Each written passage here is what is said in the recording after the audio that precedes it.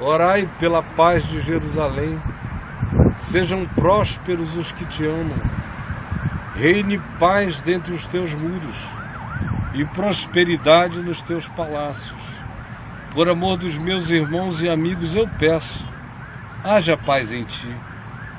Por amor da casa do Senhor nosso Deus, eu buscarei o teu bem. Este é um salmo que em Cristo Jesus se transformou em memória histórica. Porque, como vocês já me ouviram dizer milhões de vezes, e nessa viagem já 4 vezes, não é nem no Brasil, nem no Monte Gerizim, nem em Jerusalém o lugar onde se deve adorar, porque Deus é Espírito. E importa que os seus adoradores o adorem em Espírito e em verdade. Isso é um texto de 3.000 anos de idade. 3.000 anos antes de chegar esse que nos ensinou que quem quer adorar ao Pai, adore em Espírito. E se alguém quer um lugar bom para adorar o Pai, entre no seu quarto e fale com o seu Pai que está em secreto. E o seu Pai que vem em secreto lhe responderá. Um texto escrito 3.000 anos antes de Paulo escrever aos Gálatas, no capítulo 4, dizendo que Jerusalém, a Jerusalém terrestre, gera para a escravidão, que ela se transformou numa espécie de Agar espiritual, que produz filhos da escrava, filhos da escravidão. Essa Jerusalém é só uma tipificação empobrecida da Jerusalém que nós aguardamos, que vem como noiva do Cordeiro, noiva ataviada para o seu esposo. Tem 12 portas abertas para todos os povos, que não pertence às 12 tribos de Israel, mas é uma cidade da humanidade redimida e glorificada, que virá ao encontro do Senhor. Aqui, no entanto, atrás de mim, está o lugar da maior concentração de fenômenos humanos extraordinários. A gente tem a primeira memória bíblica de Jerusalém com Melquisedeque, rei de Salém, Jerusalém, a quem Abraão pagou o dízimo, pois ele era sacerdote do Deus Altíssimo. E o escritor de Hebreus, muito tempo depois, nos diz que esse Melquisedeque era uma figura arquetípica de Jesus, porque ele aparece sem princípio de dias, sem fim de existência, não preso a nenhuma genealogia, não sendo da tribo de Levi, que era a tribo designada para oferecer sacrifícios e sacerdócio.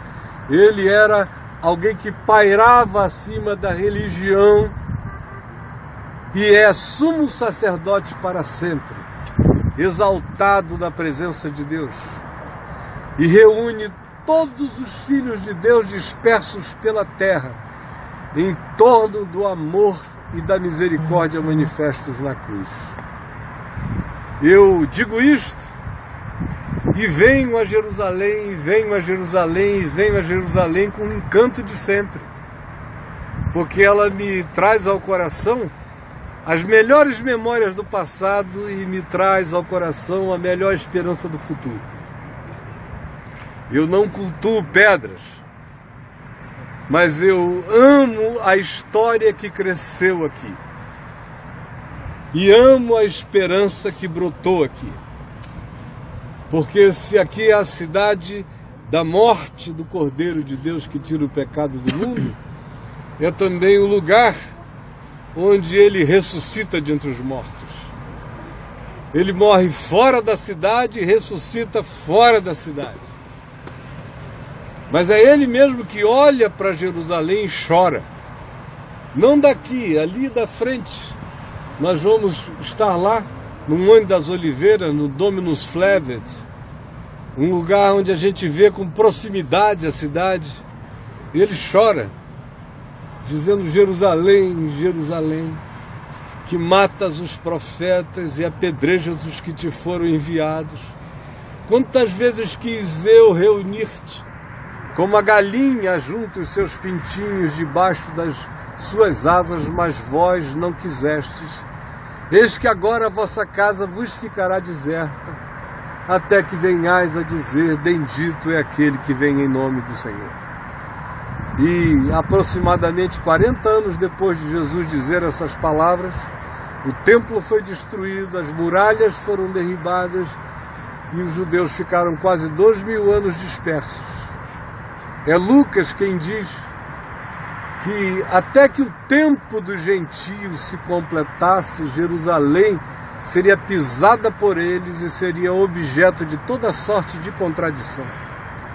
É Paulo também quem afirma, no capítulo 11 de Romanos, que Jerusalém seria objeto de contradição até que chegue aquele dia quando o véu do entendimento obscurecido seja tirado e todo Israel perceba quem é o Messias enviado da parte de Deus, que já nos foi designado e que habita no coração de todo aquele que crê e que acolhe a todo aquele que crê e acolhe até aquele que não sabe dele, que por razões mais diversas não conseguiu perceber, nem crer, nem teve a informação.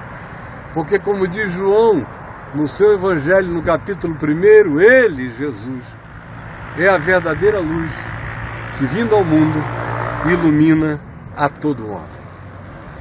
Ele é o Salvador de todos os homens, diz Paulo escrevendo a Tito. Ele é o Salvador de todos os homens, especialmente dos fiéis. De modo que é um privilégio crer nele, celebrar o nome dele, ter tido esse entendimento por misericórdia dele e viver na compreensão do Evangelho, segundo nos tem sido ensinado e ministrado, e esse é o nosso privilégio.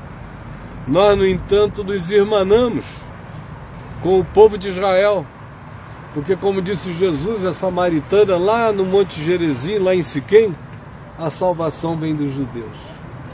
E assim como a salvação veio para os judeus e vem para os judeus, o juízo também vem e veio. De modo que há um equilíbrio enorme em todas as coisas. Do povo de Israel veio esta luz que nos iluminou.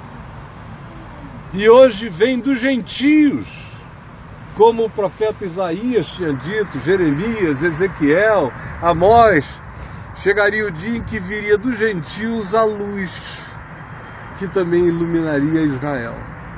Hoje nós estamos aqui celebrando a alegria de entrarmos por um portal. Nós vamos entrar por um portal. E vamos ver e sentir e discernir e perceber coisas que muitas vezes só podem ser percebidas em loco e aqui. Eu tenho certeza que a maioria de nós vai voltar para casa de modo absolutamente diferente. Não só e não por causa das pedras, mas por causa da palavra viva, que vai nos iluminar a compreensão e o significado do que nós estamos fazendo aqui. Israel não é o centro do mundo, do ponto de vista escatológico, mas é um dos sinais importantes do significado do que aguarda o planeta no futuro. De modo que não dá para dizer que Israel é o principal sinal da volta do Senhor, mas também não dá para deixar de dizer que não é um sinal importantíssimo. E o que acontece nessa cidade repercute na terra inteira e repercute em dimensões espirituais que estão para além da percepção da maioria dos humanos. É na alegria de Jesus que disse aos discípulos, quando no cenáculo, passando aquela curva, andando-se para o lado de lá, seguindo-se na direção do Monte Sião, onde havia um cenáculo, no qual ele tomou a última ceia com os seus discípulos num lugar emprestado e lhes disse: hoje eu tomo esta ceia convosco, mas como eu anelo da chegada daquele dia na qual nós todos tomaremos essa ceia juntos. Não mais um grupo de poucos, mas o grupo de todos aqueles que creem nesse nome e todos aqueles que são cobertos por essa misericórdia e por essa graça em toda a terra. Antecipando aquele dia, por aqui, Rio, a Ciro, a Xerxes, a Alexandre o Grande, a Ptolomeu, a Antíoco Epifânio, que sobreviveu aos Césares, aos imperadores de Domiciano, às loucuras dos Neros e dos Calígulas. Obrigado, Senhor Jesus, por esse povo que, espalhado pela terra, não perdeu a identidade e não perdeu a esperança, às vezes sem foco, porém presente. E obrigado pelo legado que nos deram, o legado da Bíblia, amém, o legado do Novo Testamento, que vem de judeus. E obrigado, porque o Cordeiro de Deus que tira o pecado do mundo nasceu aqui na pobreza de Belém, morreu condenado pela aristocracia de Jerusalém, mas ressuscitou de entre os mortos, porque as garras da morte não podiam detê-lo, sendo ele a primícia dos que dormem e a garantia da nossa glória e da nossa transcendência eterna em Ti. Recebe o nosso louvor, a nossa alegria, o nosso aplauso, em nome de Jesus. Amém. Amém. Que Deus nos abençoe. Amém. E que esses dias sejam cheios do Espírito Santo. Amém. Em nome do Senhor. Amém. Amém. Quando eu falei em aplauso, eu falei mesmo.